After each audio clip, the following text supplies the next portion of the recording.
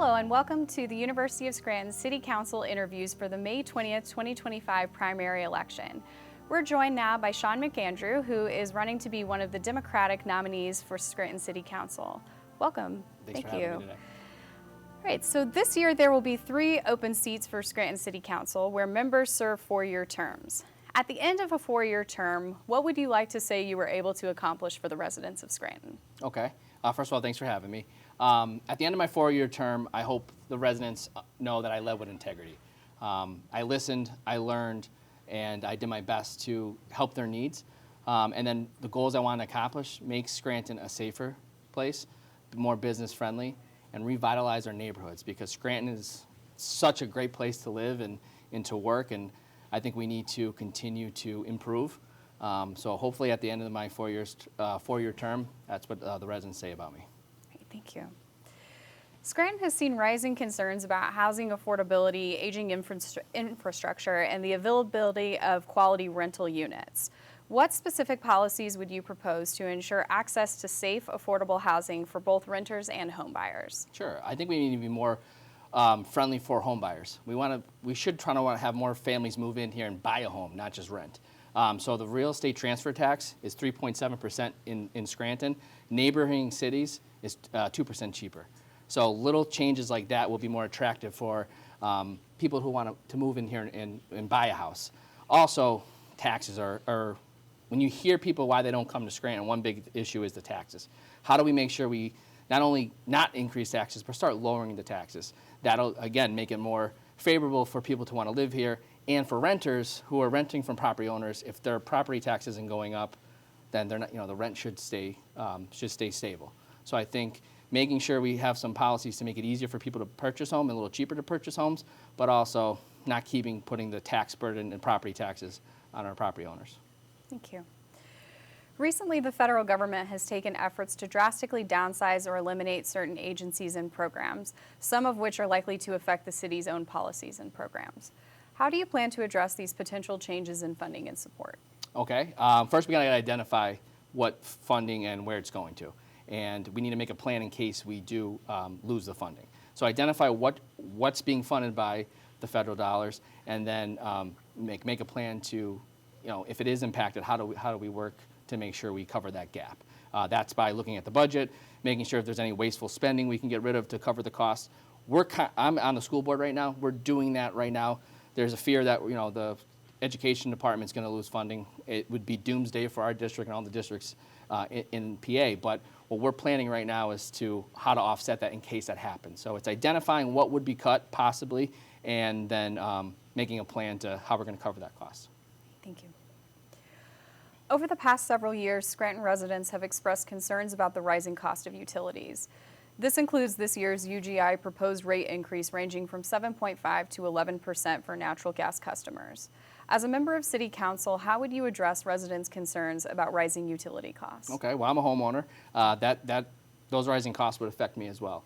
I did just that on the school board. When the PUC had a hearing down at downtown, I attended as a resident, but also a school director, and I testified to say how much this would impact our residents, our neighborhoods, but also our district, because we have so many buildings. I believe it was for the water increase. So I would be an advocate for our residents, because that's the role here. You want to listen to everybody's concerns on how would it impact your neighbors and impact everybody in the city. And then in my role, I would go and fight for them and be an advocate and a voice. So if there's more PUC hearings, I would go and speak, but also I would collaborate with my fellow council members, our city administration, our mayor, work together to be one Scranton, one voice to go back and push back to make sure anything we can do to help make that those increases not happen, we do that. Thank you. As Scranton continues to grow and change, zoning policies play a key role in shaping the city's future. How would you approach updating the city's zoning code to support goals like economic development, housing availability, and neighborhood character, while ensuring that community voices are part of the process? Yeah, I think it's continuing to listen to our neighborhoods, listen to our residents, to come up with a plan of what are some things they want to see in their neighborhoods and they don't want to see in their neighborhoods, but also come up with a plan to make it more modern our modern zoning code for the whole city. We also, the council puts zoning members or people on the zoning board. So making sure we have qualified individuals to sit on that board to make the best decisions for our residents. But a lot of it goes back to just listening and learning to our community members, maybe have town halls about it, or maybe online surveys where they can give more feedback. Yes, there's a zoning board meetings and there's council meetings, but could we do more to get more feedback from the people who live here and see what they want in their neighborhoods, but also what they don't want in their neighborhoods? Thank you. Much of Scranton's infrastructure, from roads and sidewalks to water and sewer systems, is aging and in need of repair. Given budget constraints and competing priorities, how would you identify and fund the most urgent infrastructure needs while ensuring long-term resilience and access across neighborhoods? Well, again, it's going to see where the needs are, making a priority list, okay? Identifying the issues and then making a list of, from the scale 1 to 5, what's the most important that needs to be done right away, whether it's a safety issue or whatever it is, and to write number 5, which is, need to have but not right away. Once you make that list and identify that, then you have to see how much everything will cost, because everything costs so much money, especially fixing roads and bridges and all the infrastructure. So I would then work with council, the business administrator, and the mayor to come up with a plan to how to fund this. And not everything can happen at once, but we would come up with a plan. This year, we would tackle these 20 projects. Next year in the budget, we plan to do the next 15, but also communicate that to the public so the people in their neighborhoods know, okay, my road might not be paved this year, but it definitely will be paved next year. And give them, be transparent, be open with the plan.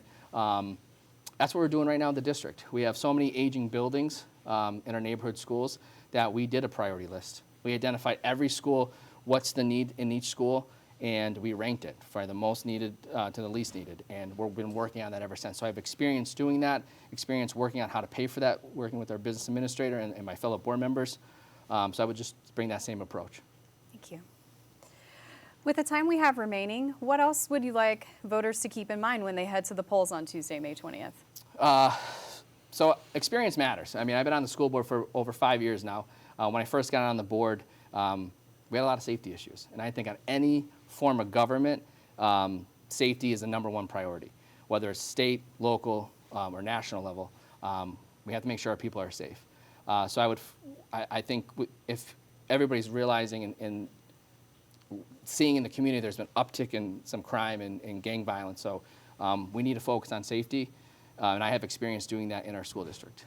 Also, making it more affordable here for our businesses to thrive and be successful, but also our residents to live here without increasing taxes. And I've, in the last 4 years, or 5 years on the school board, I never voted to raise taxes. I also worked diligently to get us out of state financial recovery, which we were in when I first got on the board. And also, we have the biggest fund balance we probably had in the last 20 years. And finally, revitalizing our neighborhoods.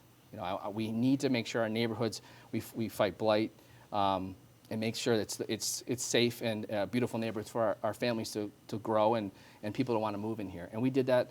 I did that on the school board with our neighborhood schools. We've put so much money into revitalizing them, making them healthier, safer, and more modern, so our students could thrive there and our staff can thrive.